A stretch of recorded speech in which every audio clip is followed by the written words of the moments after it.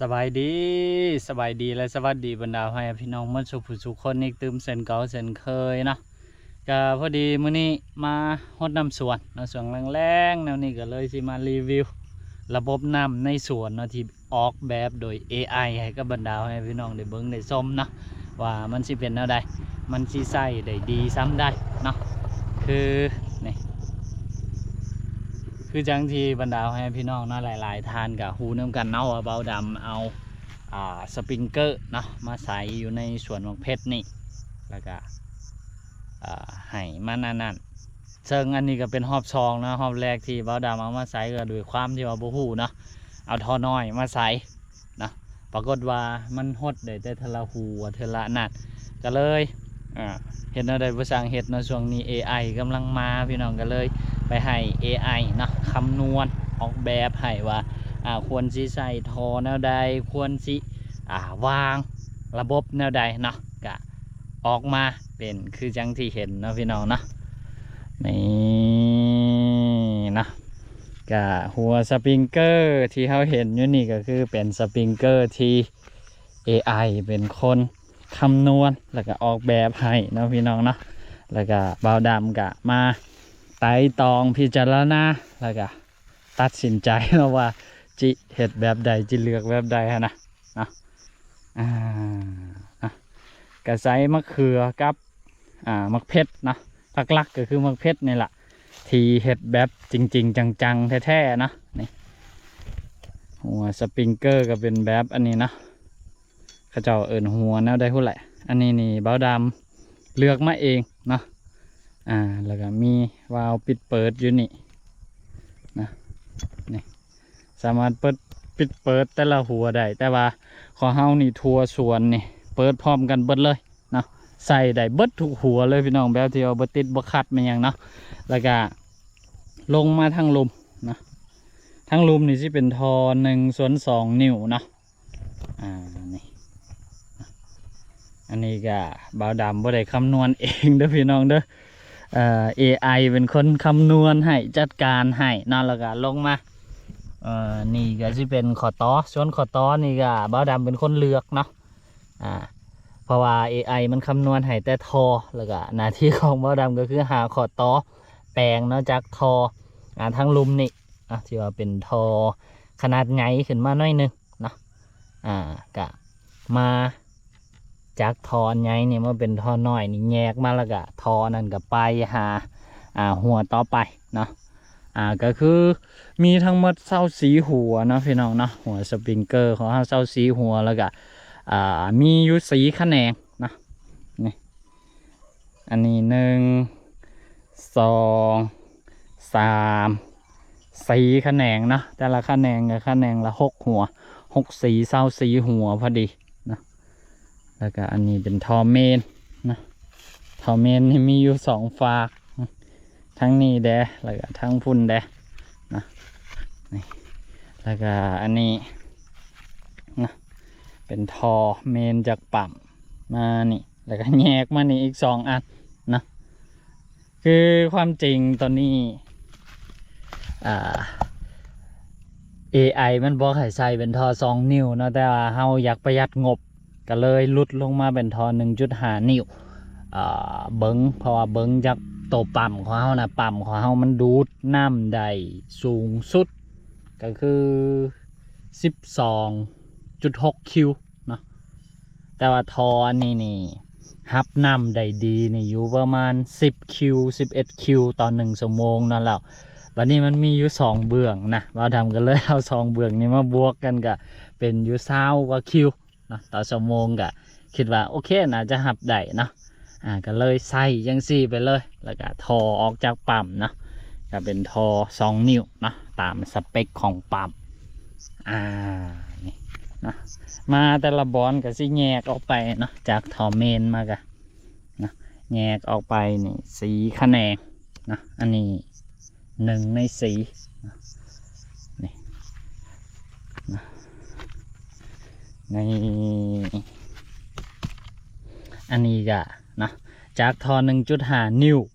มาเนี่ยแล้วก็ลดเป็นทอ1 นิ้วเนาะแล้วก็มาแยกออกมานี่ก็ลดเป็นท ทอ1/2 นิ้วเนาะทอสีหุ่นประจักอันนี้บ่ดำบ่แน่ใจเนาะกะ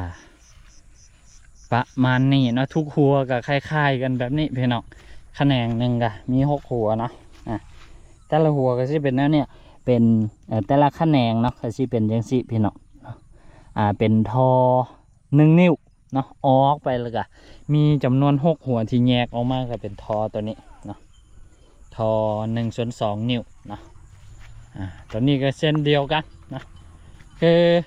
ถ้ายาไข่มันดีแท้เนาะก็คือแบบไซส์อันนี้นะไซส์วาล์วเปิดปิดแต่ละแขนงนี่แห้งสิขัดเนาะแต่ว่าขอเฮาอยากบ่อยากแนวใดก็คือเปิดพร้อมกันหมดอยู่แล้วนะก็เลยบ่ใส่เลยเนาะประหยัดงบไปได้เท่าใดก็เอาเพราะว่าเฮาเฮ็ดมานี่ก็ปุ๊ดโต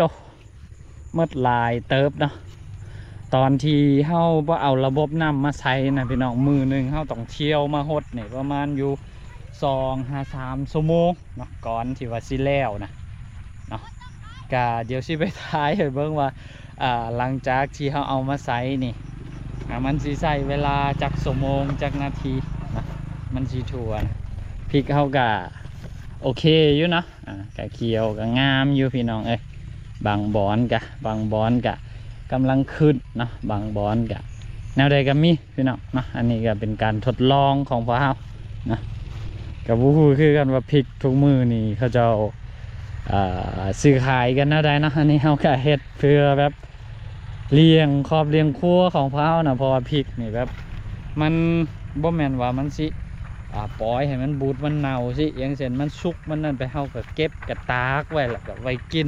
หน้าแล้งหน้าไม่ยังสิไว้กินได้ตลอดฮะนะเนาะก็เลยว่าทุกลายก็บ่เป็นหยังนะ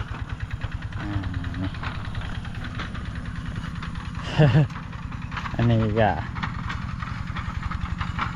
อย่างนี้นะแล้วก็การวางทอนะวางหัวสปริงเกอร์ของเราแต่ละหัวก็คือสิวางซับกันพี่น้องนะคือจังที่เห็นนะหัวนี้อยู่นี่แล้วก็แขนงถัดไปเนาะก็คือสิสลับตำแหน่งกันอันนี้ตัวนี้ก็คือสิอยู่ครึ่งกลางของระหว่าง2ตัวนั้นแล้วก็แขนงถัดไปพุ่นนะแขนงที่3พุ่นก็คือสิอยู่ระหว่างกลางของตัวนี้เนาะคือสิสลับกันเนาะสลับกันนี่ก็คือแบบให้มันแบบทั่วถึงนะเพราะว่าปัญหาจากหอบแรกที่เราเจอเนาะก็คือจุดมุมที่บอลเทวานำตกนะแถวขอบนะเพราะว่าสปริงเกอร์มันสิไปเป็นวงบนเนาะถ้าว่าเฮาบ่สลับกันจังสิจุดขอบของหัวสปริงเกอร์ทั้ง4หัวนะมันสิบ่อยากทั่วปานใดเฮาก็เลยสลับเนาะกะปรากฏว่าสลับมากะได้ผลนะพี่น้องเนาะทั่วถึงเบิดทั้งสวนเลยนี่เนาะกะประมาณนี้เนาะสำหรับการวางทอนะทอก็คือสิมีอยู่3สีขนาดเนาะสีขนาดความจริงกะที่ AI มันคำนวณให้ก็คือ3นั่นแหละแต่บ่าวดำกะคำนวณมั่วๆนะบ่ฮู้ว่าถูกบ่ถูกกะ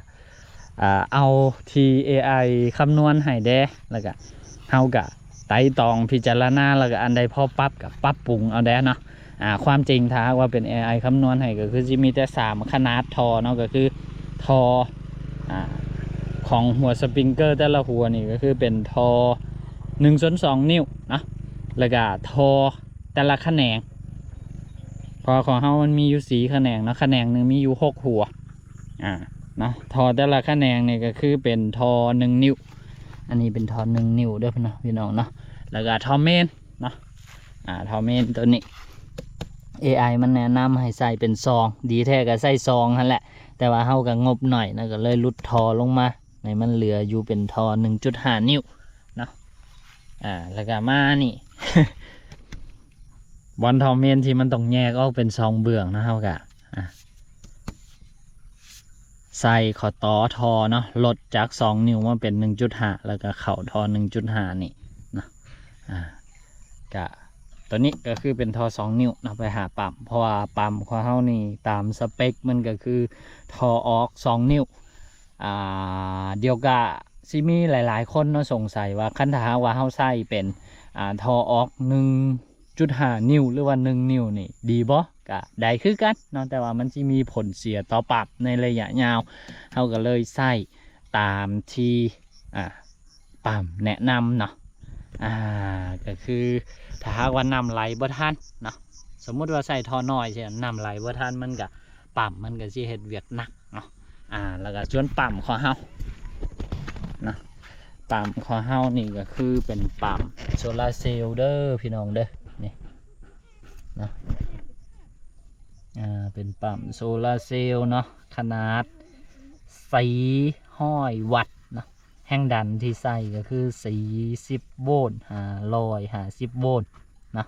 อันนี้เป็นสเปคคร่าวๆของปั๊มเฮาเนาะนำปริมาณน้ำเนาะที่ว่าดูดได้หลายสุดก็คือ 11.5 คิวเนาะเกือบ12 คิวเนาะแล้วก็ที่เขาใส่มันเป็นปั๊มแบบ DC เนาะพี่น้องเนาะใส่กับแบตเตอรี่หรือว่าใส่กับโซลาร์เซลล์ได้เนาะแต่ว่าของเฮานี่เลือกใส่เป็นแบตเตอรี่เนาะนี่นะมันพกพาไปมาสะดวกนะเนาะพี่น้องเนาะเอาแต่ตัวเดียวนี่แล้วก็ใส่ธงหิวปั๊มลงมากะเรียบร้อยละนะนี่บัดนี้เขาก็มีแต่เสียบสายที่เขาต่อไว้เนาะก็ปั๊มเขาก็สิทำงานนะเดี๋ยวสิสาธิตให้เบิ้งนะพี่น้องเนาะว่าระบบน้ำที่ออกแบบ AI มันสิเป็นแนวใดเนาะ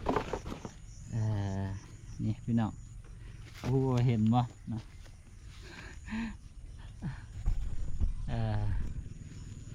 นี่เนาะพี่น้องนะเกียมถ่าเบิ้งพร้อมๆกันนะว่าระบบน้ำที่ AI เป็นคนออกแบบให้มันสิเป็นแนวใดมันสิใส่ได้ดีบ่หรือว่าสิเป็นแนวใดก็เกียมไปเบิ้งไปชมพร้อมๆกันพี่น้องเดี๋ยวเสียบปลั๊กกันเนาะ1 2 3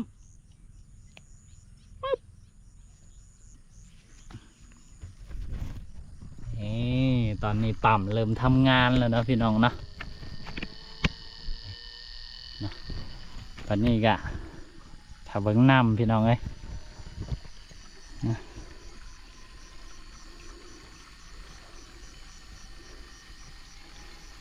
ฟังด้วยเสียงเอามันต้องใส่เวลาน้อยหนึ่งนะเพื่อที่ว่าให้น้ำเต็มทอของเฮาก่อนนะ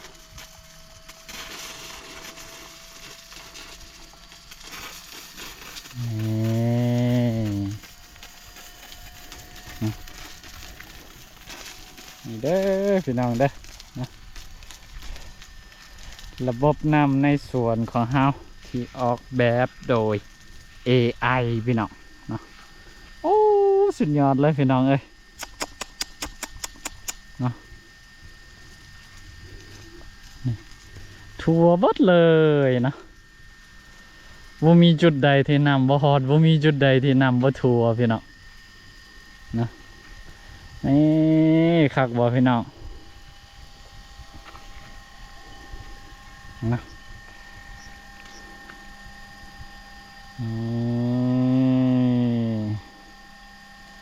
แล้วก็มือหนึ่งเนาะพอเราใส่เวลาในการหดส่วน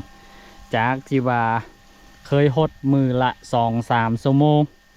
ตอนนี้ก็คือใส่เวลาเหลือเพียงแต่10 กว่านาทีเนาะ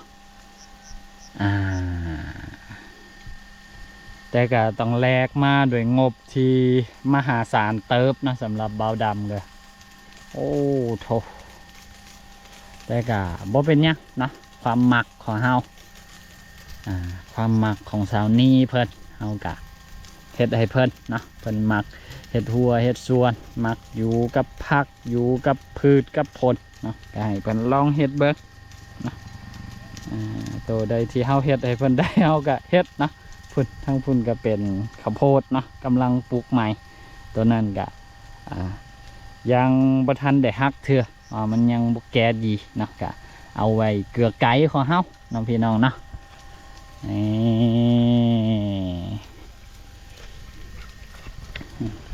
จะเอากล่องลงไปให้เบิ้งนะพี่น้องเนาะมันสิถั่วบ่ถั่ว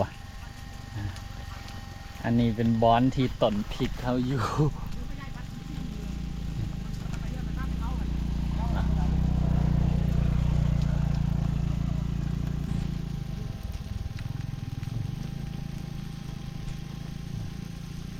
ถั่วเบิดนะพี่น้องนะ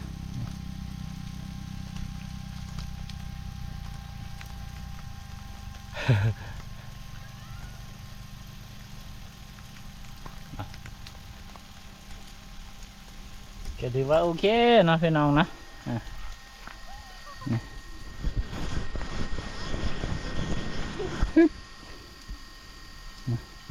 ก็ประมาณนี้พี่น้องระบบน้ำในส่วนของเฮาที่ว่า AI เป็นคนออกแบบให้นะโอ้สมือนี่ก็ AI ก็เก่งนะพี่น้องเนาะคือบาดามเฮ็ดทำอิฐเละแต่ว่า AI มันจัดการให้นะคือแบบโอ้โถคือจังที่เห็นเลยสบายแบบนี้นะบ่ได้ตักน้ำบ่ได้ติวน้ำมาหดเป็น2-3 ชั่วโมงคือจังช่วงทำอิฐที่เราเฮ็ดนะท่านแต่ว่าเฮ็ดคือจังช่วงทำอิฐนี่ป้าโถตอนเนื้อนะที่ผ่านมาประมาณ2 เดือน3 เดือนละนะนับตั้งแต่เราเฮ็ดหมึกเพชรนี่นะคันบ่ได้สปริงเกอร์นี่มาใส่กับโถเมื่อยนะแต่หลังจากที่เขาเอาสปริงเกอร์เข้ามาก็ง่ายขึ้นลายประหยัดเวลาไปได้หลายเติบเลยพี่น้องเอ้ยนะกะประมาณนี้มื้อนี้ก็มารีวิวนะระบบน้ำที่ออกแบบโดย AI นะให้กับบรรดาให้พี่น้องได้เบิ่งได้ชมนำกันนะจุดนี้นะเฮาอยู่ได้แบบสบายเพราะว่าหัวนี่เป็นหัวแบบ180 องศานะส่วนหัวอื่นนะที่ว่าอยู่ทางในก็คือเป็น360 เมตรนะสิมีหัวที่อยู่ทั้งแคมจังจินะแล้วก็อยู่สนทั้งพุ่นนะที่ว่าเฮาสิใส่เป็นแบบ180 องศานะนี่นะก็โอเคนะพี่น้องนะสำหรับ EP นี้ก็เฮาก็ต้องขอตัวลาไปแล้วนะพบกันไหมใน EP ต่อไปสำหรับคลิปนี้ขอกล่าวคำว่าสบายดีขอบใจบรรดาพี่น้องมดทุกผู้ทุกคนเนาะขอบคุณหลายๆที่ว่าคอยติดตามให้กำลังใจแล้วก็คอยให้คำแนะนำเสมอมาสำหรับ EP นี้บ๊ายบาย